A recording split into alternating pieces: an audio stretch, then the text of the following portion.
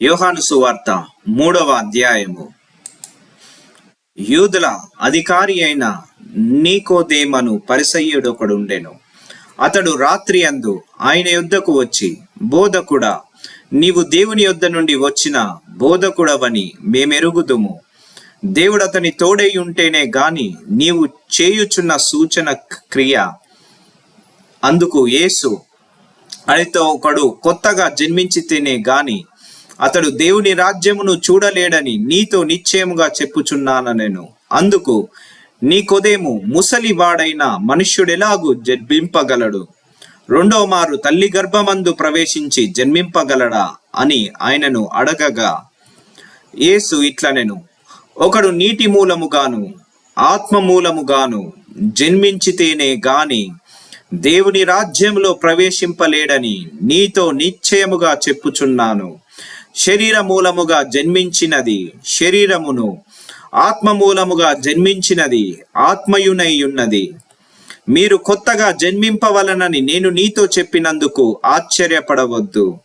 గాలి తనకిష్టమైన చోటను విసురును, నీవు దాని శబ్దము విందువే గాని అది ఎక్కడ నుండి వచ్చునో ఎక్కడికి పోవునో నీకు తెలియదు. ఆత్మ మూలముగా జన్మించిన ప్రతివాడును అలాగే ఉన్నాడనెను.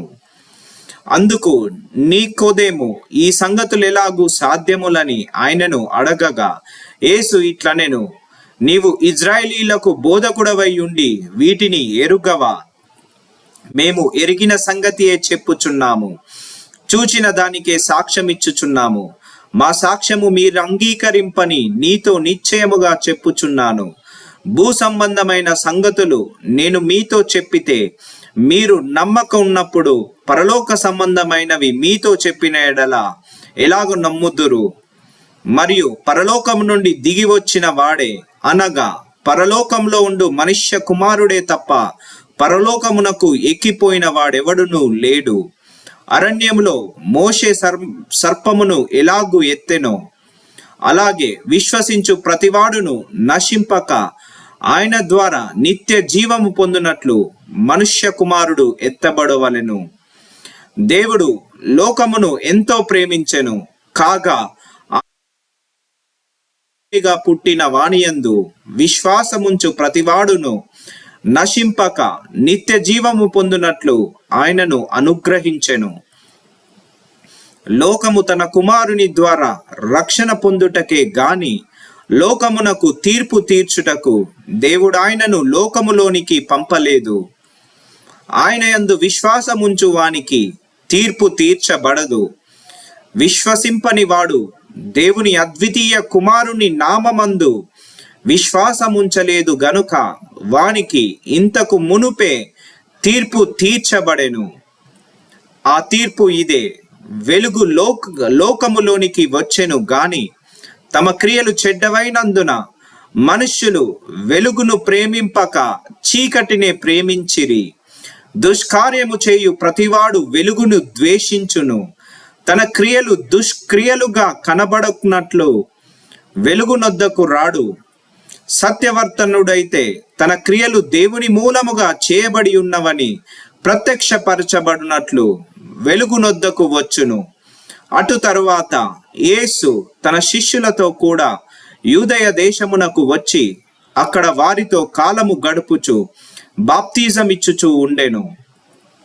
సలీము దగ్గరనున్న ఐనోనను స్థలము నీళ్లు విస్తారముగా ఉండెను గనక యోహాను కూడా అక్కడ బాప్తిజం ఇచ్చుచూ ఉండెను. జనులు వచ్చి బాప్తిజము పొందిరి. యోహాను ఇంకను చెరసాలలో వేయబడి ఉండలేదు. శుద్ధీకరణాచారమును గూర్చి యోహాను శిష్యులకు ఒక యూదునితో వివాదము పుట్టెను గనుక వారు యోహాను నొద్దకు వచ్చి, బోధకుడా, ఎవడు యోర్దానునకు అవతల నీతో కూడా ఉండెనో నీవెవని గూర్చి సాక్ష్యమిచ్చితివో, ఇదిగో ఆయన బాప్తిజమిచ్చుచున్నాడు, అందరూ ఆయన అతనితో చెప్పిరి. అందుకు యోహాను ఇట్లనెను, తనకు పరలోకము నుండి అనుగ్రహింపబడితే గాని ఎవడును ఏమీయు పొందనేరడు. నేను క్రీస్తును కాననియు ఆయన కంటే ముందుగా పంపబడి అనియు చెప్పినట్టు మీరే నాకు సాక్షులు. పెళ్లి కుమార్తె గలవాడు పెళ్లి కుమారుడు అయితే నిలువబడి పెళ్లి కుమారుని స్వరము వినడి. స్నేహితుడు ఆ పెళ్లి కుమారుని స్వరము విని మిక్కిలి సంతోషించును. ఈ నా సంతోషము పరిపూర్ణమై ఉన్నది. ఆయన ఎచ్చవలసి ఉన్నది, నేను తగ్గవలసి ఉన్నది.